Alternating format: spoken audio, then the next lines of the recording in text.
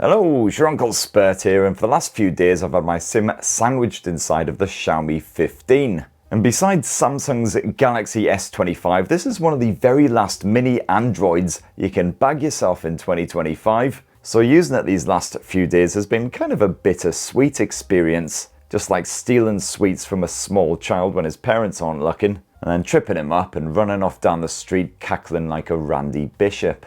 It cost you €999 or about 900 GBPs. You got some decent little pre-order bonuses as well if you go check out Xiaomi's website. But anyway, here's my full in-depth Xiaomi 15 review, and for more on the latest and greatest tech, please do subscribe and ding that notifications bell. Cheers! So first up, for any fans of last year's Xiaomi 14 blower, the Xiaomi 15 sports a rather familiar design. As usual, it is quite a chonkster, but it still feels great in the hand as it's a pleasingly compact 6.36 inches. And you got those pleasingly curvy corners as well, which again helps with the old hand feel, even if Xiaomi has gone with quite flat iPhone style edges. And unlike the Xiaomi 15 Ultra, or pretty much any other flagship these days, the Xiaomi 15 actually weighs under 200 grams, so it's not a smartphone and a workout in one. You've got a completely flat display as well, bugger all curvature at the edges there, and respectably skinny bezels surrounding that screen as well. So it's basically just like a slightly bigger Samsung Galaxy S25, to be honest. You've got Xiaomi's very own shield glass protecting the front and back end rather than Gorilla Glass, which a lot of phones go for. Apparently, the shield glass is highly shatter resistant. I haven't actually fumbled and dropped this thing despite the number of Astraeas I put away in Barcelona the last few days. You do also have a pre-installed screen protector on there, unlike the Galaxy S25, which is a massive relief, especially if you spunked out a bloody grand on a new blower. That aluminium frame sports a smooth matte finish, so it doesn't get all grubby or anything, and you've got a smooth glass back as well, so the Xiaomi 15 not exactly very grippy. So it's a bloody good job this thing is quite dinky really, so you can clutch it proper tight, especially if you're using it one-handed. You've got a variety of colours for the Xiaomi 15, including black, white, liquid silver, and oh yes, that green is back, baby. Now this is a very subtle shade, as you can see there, just a hint of green really. And sure, I'd personally prefer a bolder design, but I do like this pale hue as well. I especially appreciate how it continues round to that aluminium edging. And you got a full-on bit of IP68 water and dust resistance. Now in that display, you've now got a built-in ultrasonic fingerprint sensor which can accurately map your digit using 3D mapping type clever shenanigans. And this has stumbled a couple of times for me when my hands have been particularly wet, but usually it works absolutely fine, even when you're about, say, 60% moist. And as you'd expect, good bit of face unlock action in backup as well, which as you can see there, pretty nippy, even if the lighting conditions less than ideal. And as for the software, well, of course, it is naturally Xiaomi's own HyperOS version 2.0.101.0. And this is basically the quality street of the Android launcher world. You've got some great stuff in that tin, some other stuff that can just get right in the friggin' bin. You got some tasty green triangle type efforts like the feature-packed gaming mode and the extensive customization. But then unfortunately mixed in you will find some dry arse coconut monstrosities which need dumping right in the North Sea, like some rather unintuitive UI design and the endless crapware.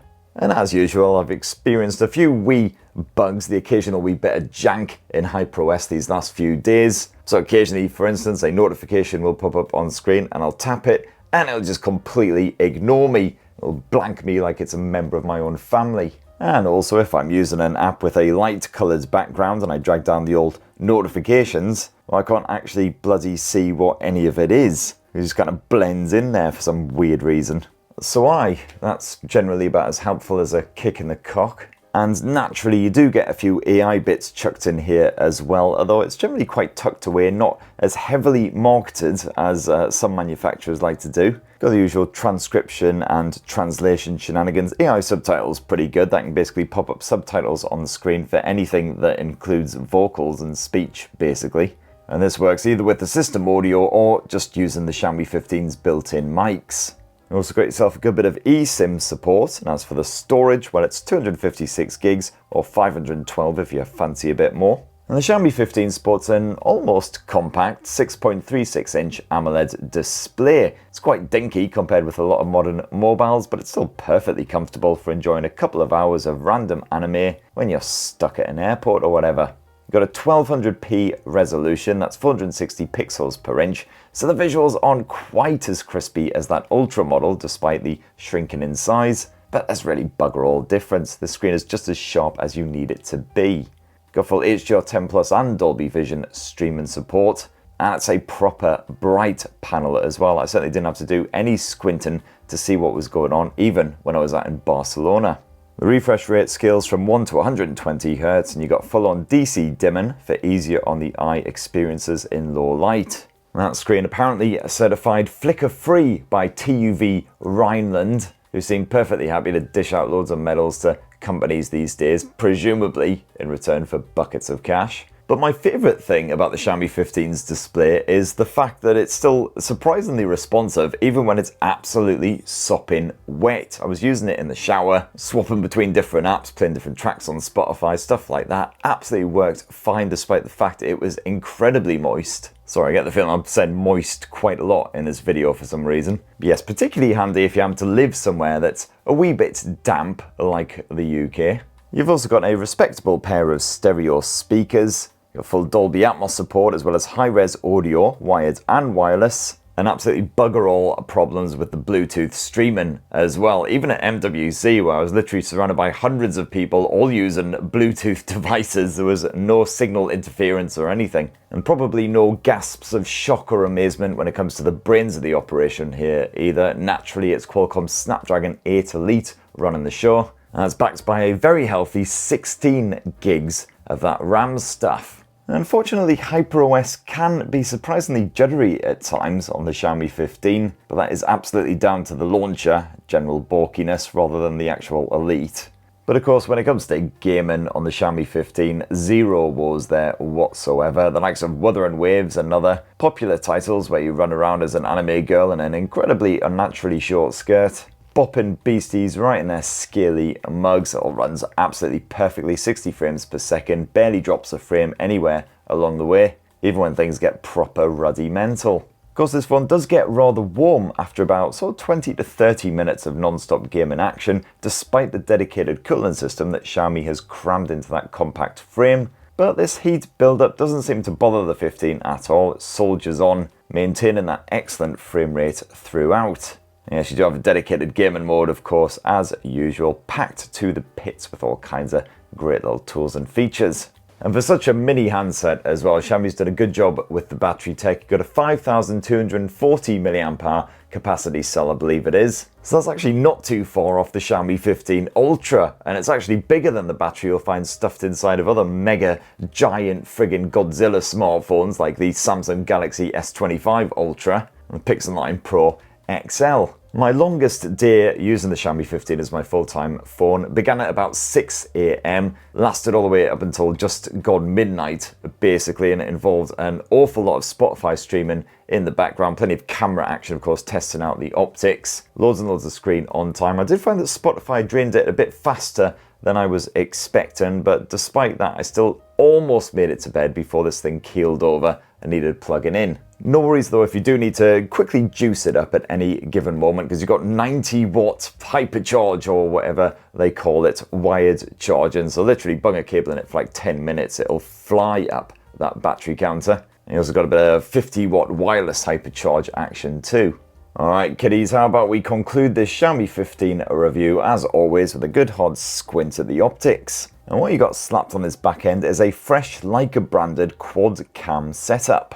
Now that main camera uses Xiaomi's own custom 50 meg Light Fusion 900 sensor, rather than the LYT 900 sensor stuffed into the Ultra.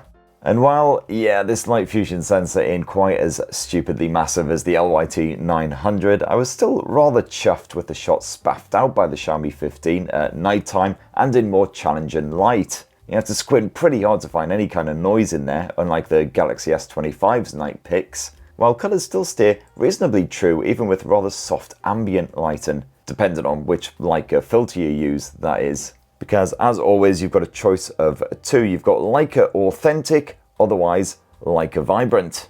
Now, I really like the authentic modes, even though the default is the vibrant alternative, which certainly makes for eye-pleasing results, especially if you're shooting against a bright blue sky, like people in the UK won't be. And as usual, Xiaomi nails it when it comes to HDR shots. Rather than turning everything artificially bright and saturating the image, the 15 tries to realistically capture any high contrast scenes, complete with atmospheric shadows. It's all nice and moody and I love it. And it's understandable that plenty of people will prefer the Apple-y, Samsung-y way of doing things, but if you want a more moody vibe, the Xiaomi 15 is an absolute banger. Now, the uber posh dual zoom setup of the Xiaomi 15 Ultra has been replaced here in the Xiaomi 15 with a single floating telephoto shooter using a 50 meg Samsung JN5 sensor. It's a 60mm equivalent, and as you can see there, this kicks in at around the 2.6 times zoom level.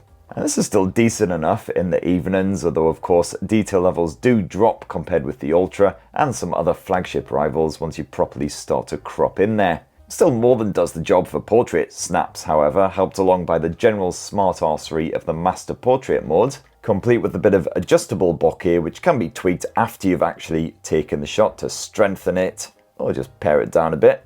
Unfortunately, you will still see a lot of blur if the lighting isn't quite perfect and your subject is in motion, so you'll basically want to take loads of shots just to make sure you get a good one. And last up is a 50 meg Samsung JN1 ultra-wide shooter with 14mm equivalent focus. And this is certainly one of the better ultra-wides on any smartphone that I've tested. There's no real compromise to the tones, while detail levels stay nice and strong as well.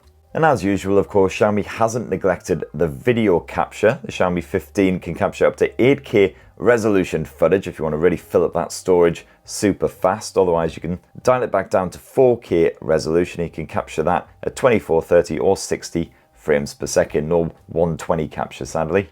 You've also got the Master Cinema mode on standby, and switching this on takes the ultra-wide shooter out of play. You also have to top off the 4K at 30 FPS. But it does make up for it with crispy 10-bit capture that's best used when shooting those strong contrast scenes. Colours are again quite bold, as with the Leica Vibrant mode, but any kind of saturation is pretty rare, and you can still punch in with the zoom when needed, although I did miss Samsung's smooth zoom feature when doing so. Of course, though, like videography is a bit hit and miss, can be quite patchy at times with some very soft, grainy visuals, a bit of dodgy focusing every now and then. But Xiaomi's quad mic setup cleanly picks up audio from all areas, so overall, pretty decent. And then finally, around front, you got yourself a 32 meg selfie cam. And you can use this to capture 4K HDR video at 30 frames per second. Otherwise, again, 60 FPS if you knock that HDR off. And I've had absolutely no issues with video chatting with this thing. It'd be perfectly fine for your vlogging shenanigans, especially as the stability is really good. And yeah, that mic pickup, excellent. And basically, like every smartphone out there now, even those ruddy iPhones, finally, you've got some AI-based photo editing shenanigans, including the ability to erase anyone who gets in the way of your beautiful snap. This is mostly automatic these days, very little effort whatsoever. So you just be like, yeah, let's just get rid of this guy, basically everyone, they can all just piss off. And then about 15, 20 seconds later, off they pop. And I think, my lovelies, that just about sums it up. That's my full, final, frank Xiaomi 15 review. And, you know, naturally inclined to like it because it is quite a dinky handset compared with the absolute titans that, you know, constitutes a flagship in 2025. They're so bloody big, King Kong could use them as a butt plug. But of course, no real compromises to the performance, you know, occasional little bits of jank from HyperOS, but certainly the actual Elite that can handle whatever you chuck at it, gaming, etc. Battery life, perfectly respectable for a more dinky handset. You got the gorgeous display and everything, and some pretty top-notch camera tech as well. The only thing really missing from this versus the Ultra is the super posh, zoomy shenanigans, which frankly most people I don't think will really miss. The thing can still take some pretty damn snazzy portraits. So overall, you know, again, as I say, besides the little bit of HyperOS jankiness here and there, really enjoyed my time with the Xiaomi 15. I'll happily keep my SIM slapped inside there. That's what I reckon anyway. It'd be great to hear your thoughts on the Xiaomi 15, the Xiaomi 15 Ultra, just life in general, really. Just tell me how you're feeling down in the comments below. Sorry, I've been drinking far too much coffee and I'm just absolutely jabbering on. But yes, please do poke subscribe and ding that notifications bell if you haven't done already. And have yourselves a ruddy, wonderful rest of the week. Cheers, everyone. Love you. get in my face.